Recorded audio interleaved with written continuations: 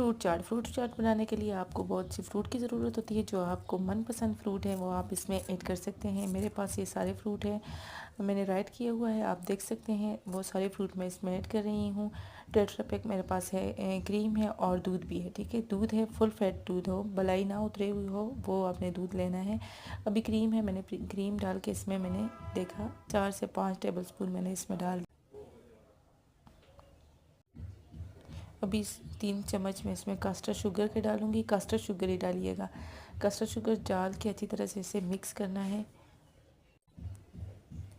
अच्छी तरह से मिक्स करके इसके बाद हमने इसमें डालना है सफ़ेद मिर्च, काली मिर्च, 2 मिर्च। ठीक है, 2 मिर्च डाल के थोड़ा सा मैंने इसमें डाल देना है चाट मसाला। फ्रूट चाट मसाला अलग मिलता है, वो आप डालिएगा। और अगर आपको पसंद है तो नमक ऐड करिए, वरना इसमें नमक नहीं ऐड करना। तो इसको अच्छी तरह से मिक्स करना है। ये बहुत सिंपल सी है लेकिन बहुत टेस्टी तैयार होती है ये चाट। तो हमें अच्छी तरह से इसे मिक्स करके सारे फ्रूट इसमें ऐड कर देने। जो आपके मनपसंद फ्रूट हो वो सारे ऐड करिए।